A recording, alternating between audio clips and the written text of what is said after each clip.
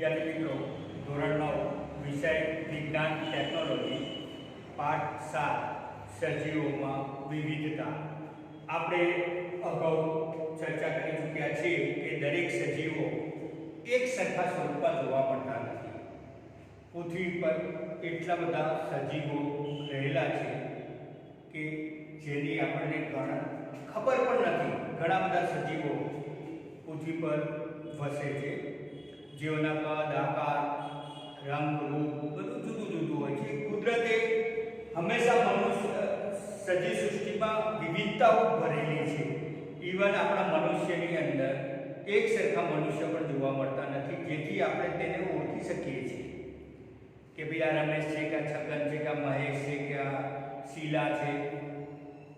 કેમ? કારણ કે દરેકના રૂપરંગ જુદા જુદા આપ્યા છે, વજન જુદું આપ્યું છે, હાઈટ જુદી આપી છે. ઇવન દરેકના પગ, હાથના અંગૂઠાની છાપ પણ જુદી જુદી આવે છે.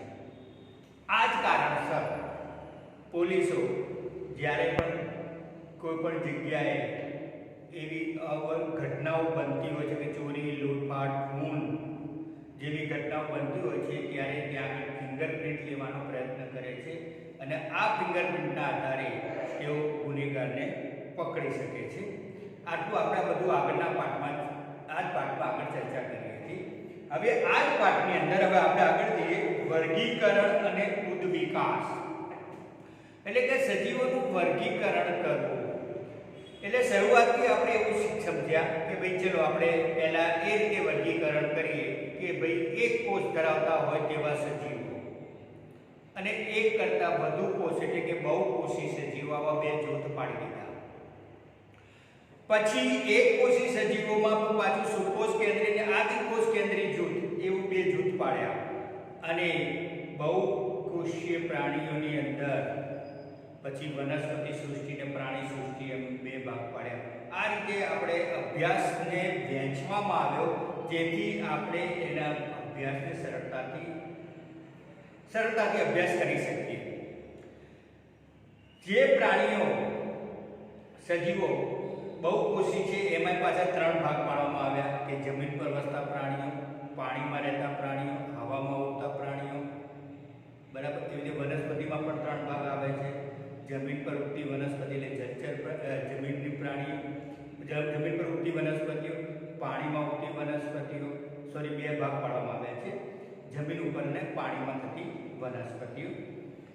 એવી રીતે આપણે એનો અભ્યાસ સરળતાથી થઈ શકે તે માટે આપણે આવું એક વર્ગીકરણ પસંદ કરવામાં આવ્યું છે અને ઉદ્વિકાસ. તો વિદ્યાર્થી મિત્રો, આપણને એવું કહેવામાં આવે છે, આપણે વર્ષો પહેલા જૂના વિજ્ઞાનની અંદર એવું કહેવામાં આવતું હતું કે વાનરો આપણા પૂર્વજો છે. વાસ્તવમાં વાનરો આપણા પૂર્વજો નથી, આપણા પિતરાઈ છે. આપણે વાનરો અને આપણામાંથી બે ભાગ પડ્યા છે.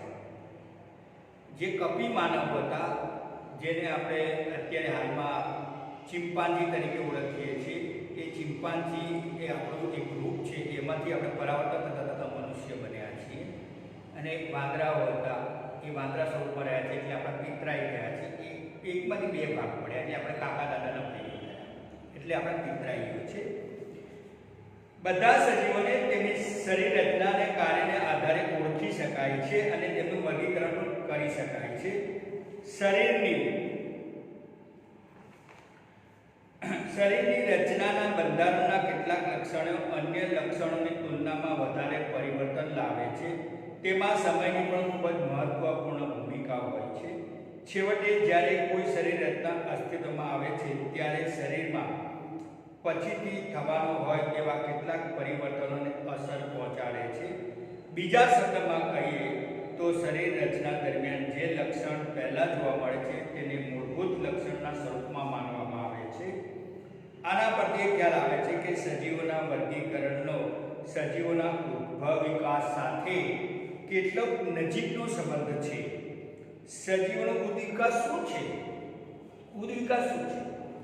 ઉદ્વિકાસ એટલે સજીવોના શરીરમાં ધીમે ધીમે પરિવર્તન આવવું, એને આપણે ઉદ્વિકાસ કહેવામાં આવે છે.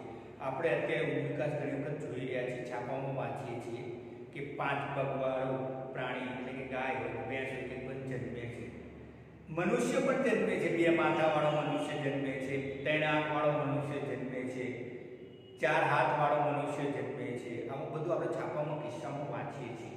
પણ તેઓ અલ્પ આયુ હોય છે, તેઓ લાંબો સમય જીવી શકતા નથી. પણ એ કુદરતી સંકેત છે કે હવે પછી વિશ્વની અંદર આવી સજી સૃષ્ટિ આવી શકે તેમ છે. એટલે કે કુદરત પ્રયોગો કરી રહ્યા છે કે આમાંથી કઈ સજી સૃષ્ટિને વાતાવરણ માફક આવશે, જેથી જો એ સજી સૃષ્ટિને માફક આવી જાય તો ધીમે ધીમે જૂની સજી સૃષ્ટિનો નાશ થતો જાય અને નવી સજી સૃષ્ટિ અસ્તિત્વમાં આવે. આ બધો ઉદ વિકાસ છે. આના પરથી ખ્યાલ આવે કે સજીવોના વર્ગીકરણમાં સજીવનો ઉદ વિકાસ સાથે કેટલો નજીકનો સંબંધ છે.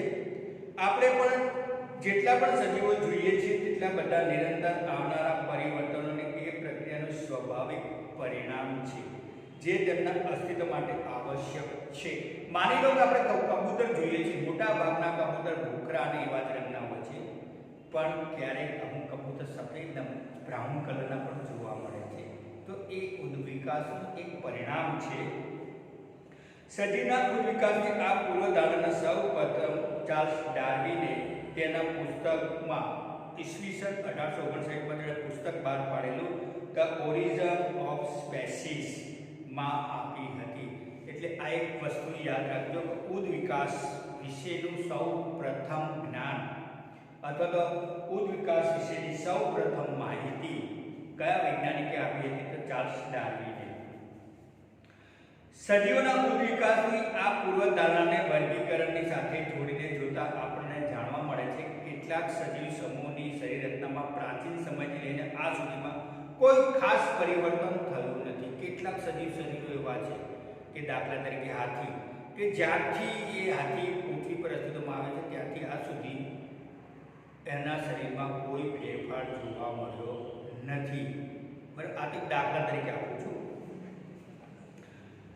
આ સુધીમાં કોઈ ખાસ પરિવર્તન થયું નથી, પરંતુ કેટલાક સજીવ સમૂહની શરીર રચનામાં પર્યાપ્ત પરિવર્તન જોવા મળે છે.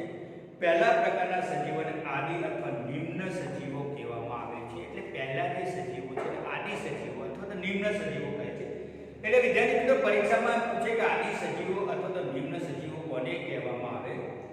તો જે સજીવો પ્રાચીન કાળથી પૃથ્વી પર જ્યારથી અસ્તિત્વ ધરાવતા આવ્યા છે ત્યારથી આજ સુધીમાં તેનામાં કોઈ પરિવર્તન થયું ન હોય તેવા સજીવોને આદિ સજીવો અથવા તો નિમ્ન સજીવો કહેવામાં આવે છે. આ વ્યાખ્યા યાદ રાખજો, સવાલ પૂછાય તો તમે લખી શકો. જ્યારે બીજા પ્રકારના સજીવોને શ્રેષ્ઠ કે ઉચ્ચ સજીવો કહે છે. જ્યારે બીજા પ્રકારના કે જેમાં પરિવર્તનો જોવા મળ્યા છે તેને શ્રેષ્ઠ અને ઉચ્ચ સજીવો કહે છે. એટલે કે પહેલા પ્રકારના સજીવોમાં જોઈએ તો અમીબા, બેક્ટેરિયા, સૂક્ષ્મ જીવો એ હજુ સુધી એનામાં કોઈ પરિવર્તન આવ્યું નથી. તે જ્યારથી પૃથ્વી અસ્તિત્વમાં આવી અને ત્યારથી જે એને સજીવ સૃષ્ટિ તરીકે પોતે અવતરી છે ત્યારથી આ એકકોષી સજીવોમાં કોઈ પરિવર્તન આવ્યું નથી. એટલે એને આદિ સજીવ અથવા તો નિમ્ન સજીવો કહેવામાં આવે છે. જ્યારે જેનામાં પરિવર્તન થતું ગયું છે એવા આપણે છે પ્રાણીઓ છે, પક્ષીઓ છે, વનસ્પતિઓ છે, એમાં ફેરફાર થતા ગયા છે એવા સજીવોને ઉચ્ચ સજીવો કહેવામાં આવે છે. પરંતુ આ શબ્દ યોગ્ય નથી, કારણ કે તેનાથી તેઓની ભિન્નતાઓની વ્યવસ્થિત ખ્યાલ આવતો નથી. તેથી તેના સ્થાને આપણે તેના માટે જૂના સજીવો કે પ્રાચીન સજીવો અથવા તો નવા સજીવો શબ્દનો ઉપયોગ કરી શકીએ છીએ. જો કે ઉદ વિકાસ દરમિયાન સજીવોમાં જટિલતા પ્રવેશવાની સંભાવના હોય છે. ઉદ વિકાસ થતો હોય ત્યારે તેનામાં કોઈક નવો ઉમેરો થતો હોય છે અને એ જટિલ હોય છે, એટલે જટિલતા રહેલી હોય છે. એટલા માટે જૂના સજીવોને સાધારણ કે સામાન્ય અને નવા સજીવોને સાપેક્ષ પ્રમાણના જટિલ સજીવો પણ કહેવામાં આવે છે. વિદ્યાર્થી મિત્રો, આપણે થોડુંક વધારે જાણવું હોય તો જૈવ વિવિધતાનો અર્થ છે. જૈવ વિવિધતા કોને કહેવામાં આવે એ તમે આગળ 7મા ધોરણમાં અભ્યાસ કરી ચૂકેલા છો. તો કે જૈવ વિવિધતાનો અર્થ છે કે ભિન્ન સજીવ સ્વરૂપમાં જોવા મળતી વિવિધતા, જુદા જુદા સજીવોમાં જોવા મળતી વિવિધતા. આ શબ્દ કોઈ વિશેષ ક્ષેત્ર કે પ્રદેશમાંથી મળી આવતો નથી, માત્ર સજીવ સ્વરૂપને નિર્દેશિત કરે છે. આ ભિન્ન સજીવ ન તો માત્ર એક સામાન્ય પર્યાવરણમાં રહે છે, પરંતુ એકબીજાને પ્રભાવિત પણ કરે છે. આના પરિણામરૂપે ભિન્ન પ્રજાતિઓ સ્થાયી સમુદાય અસ્તિત્વમાં આવે છે. આધુનિક સમયમાં માનવે આ સમુદાયના સંતુલનને બદલવાનું મહત્વપૂર્ણ ભૂમિકા ભજવેલી છે. વાસ્તવમાં કોઈ પણ સમુદાયની વિવિધતા ભૂમિ એટલે કે જમીન, પાણી, આબોહવા જેવી કેટલીક બાબતોની અસરથી પામે છે. એટલે વાતાવરણ બદલાતું હોય, જમીનનો પ્રકાર બદલાતો હોય, પાણી બદલાતું હોય, એવું કંઈ પણ કુદરતી પરિવર્તન આવતું હોય, વરસાદનું અનિયમિતતા અથવા વધુ વરસાદ પડવો, તો આ અનિયમિતતા પણ વિવિધતા દર્શાવવા માટેનું એક મહત્વનો પરિબળો છે. એક મોટા અનુમાન પ્રમાણે પૃથ્વી પર સજીવોની આશરે 1 કરોડ પ્રજાતિઓ મળી આવે છે. જો કે આપણને માત્ર 10 કે 20 લાખ પ્રજાતિઓ વિશેની જાણકારી છે. 1 કરોડ છે એમાંથી આપણને માત્ર 10 થી 20 લાખ પ્રજાતિઓની માહિતી છે. પૃથ્વી પર કર્કવૃત રેખા અને મકરવૃત રેખાની વચ્ચેના પ્રદેશોમાં જે તાપમાન અને ઠંડકવાળા ભાગો કે પ્રદેશો છે, ત્યાં કર્કવૃત અને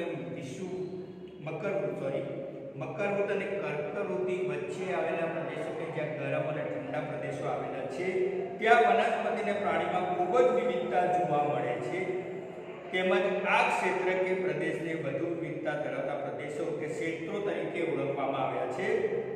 પૃથ્વી પર જૈવ વિવિધતાથી અડધાથી વધારે ભાગ કેટલાક દેશોમાં છે, જેવું કે Brazil, Colombia, Ecuador, Peru, Mexico, Zaire, Madagascar, Australia, ચીન, ભારત, ઇન્ડોનેશિયા અને મલેશિયામાં કેન્દ્રિત થયેલા છે. હવે વિદ્યાર્થી મિત્રો, આપણે આગળના ટોપિકની ચર્ચા કરીએ કે વર્ગીકરણ સમૂહની પદાનુક્રમિક સંરચના. તો કઈ રીતે એના રચનાઓ ગોઠવી છે, એના કયા પગથિયા છે, તેની આપણે ચર્ચા કરીએ છીએ. તો કે વૈજ્ઞાનિક અર્નેસ્ટ હેકલ ઈસવીસન 1984 તથા રોબર્ટ વિટકર 1959, અર્નેસ્ટ હેકલ 1894 અને રોબર્ટ વિટકર 1959 અને કાર્લ વુર્ટ્ઝ 1977 નામના જીવ વૈજ્ઞાનિકોએ બધા સજીવોને સૃષ્ટિ નામના વ્યાપક વર્ગમાં વિભાજિત કરવાનો પ્રયત્ન કર્યો છે. વિટકર દ્વારા રજૂ થયેલી વર્ગીકરણ પદ્ધતિમાં 5 સૃષ્ટિ છે. આ એક યાદ રાખજો કે વિટકરે રજૂ કરેલી 5 સૃષ્ટિ મુખ્ય સૃષ્ટિ વર્ગીકરણ કયા છે?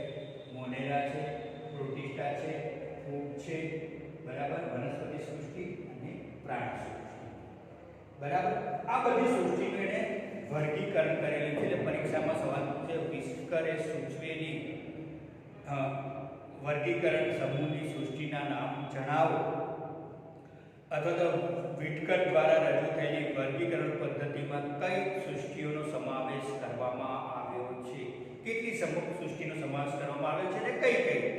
તો આપણે એ રીતે જવાબ લખવાનો કે વિટકર દ્વારા રજૂ થયેલી વર્ગીકરણ પદ્ધતિમાં 5 મુખ્ય સૃષ્ટિઓમાં વર્ગીકરણ કરવામાં આવ્યું છે. એમાં 1 મોનેરા, 2 પ્રોટિસ્ટા, 3 ફૂગ, 4 વનસ્પતિ સૃષ્ટિ, 5 પ્રાણી સૃષ્ટિ. આ સમૂહના કોષીય સંરચના, પોષણનો સ્ત્રોત અને શરીરના આયોજન અને પોષણ મેળવવાની પદ્ધતિને આધાર બનાવવામાં આવ્યો છે. તો વિટકરે જે 5 સૃષ્ટિ વર્ગીકરણ દર્શાવ્યું છે, તેમાં એનો આધાર કયો લેવામાં આવ્યો છે? તો કે કોષીય સંરચના, એના કોષની રચના કેવી છે. પોષણનો સ્ત્રોત, તે પોષણ કઈ રીતના મેળવે છે, એટલે કે સ્વાવલંબી છે કે પરાવલંબી છે.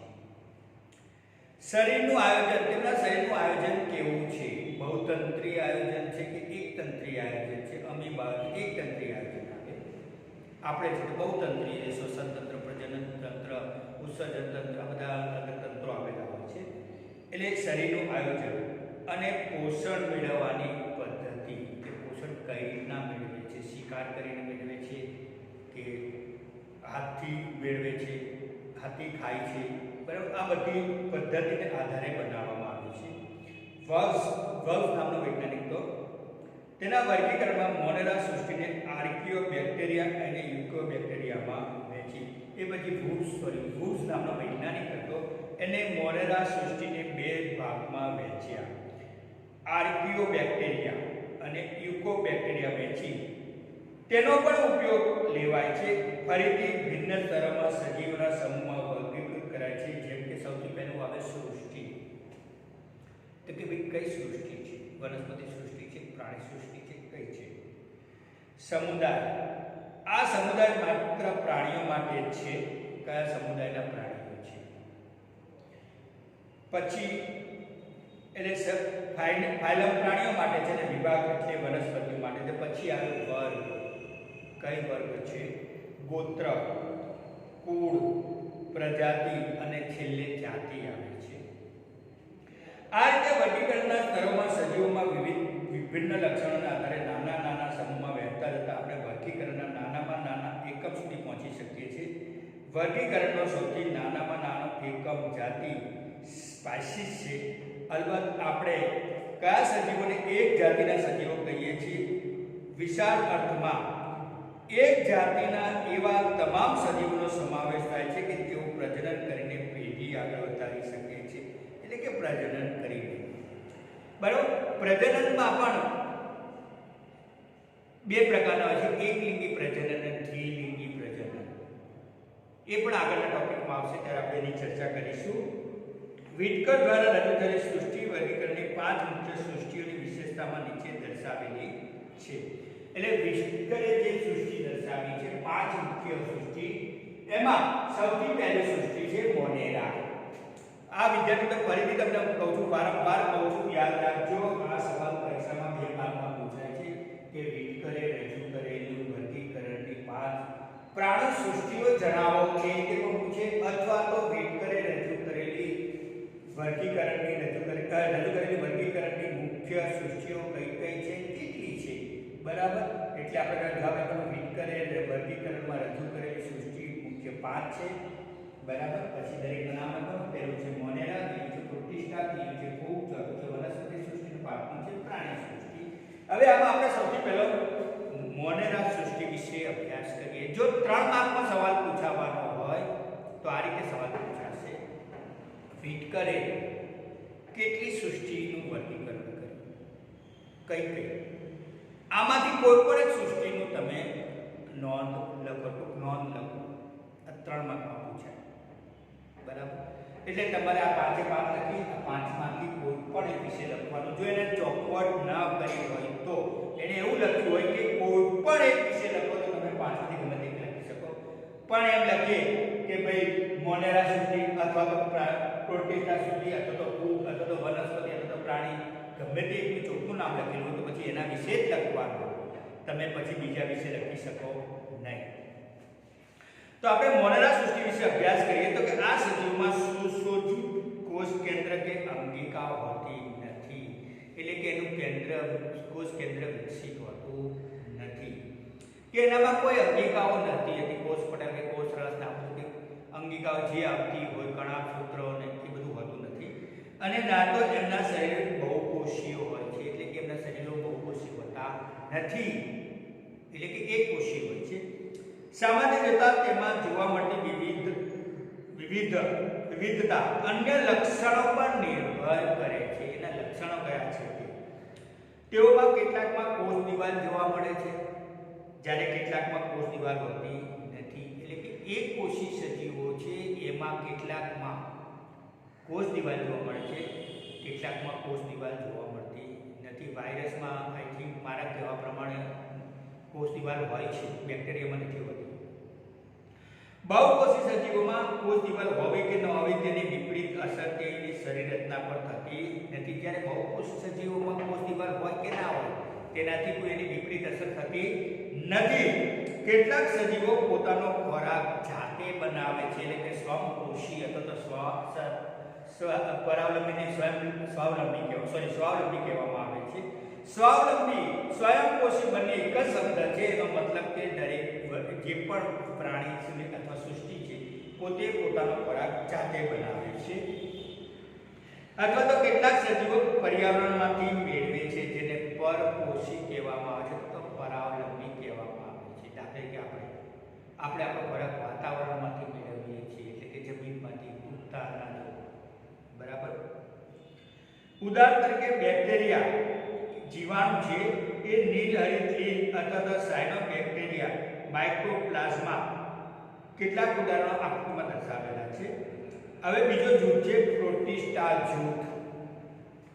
તો કે આ સમૂહ કે જૂથમાં એક કોષીય ઘણા પ્રકારના સુકોષ કેન્દ્રીય સજીવો, એટલે મેં પહેલા તમને સુકોષ કેન્દ્રીય સજીવોનો અર્થ સમજાવેલો કે જેના કોષ કેન્દ્રો સારી રીતે વિકાસ પામેલા હોય તેવા સુકોષ કેન્દ્રીય સજીવો કહેવામાં આવે છે.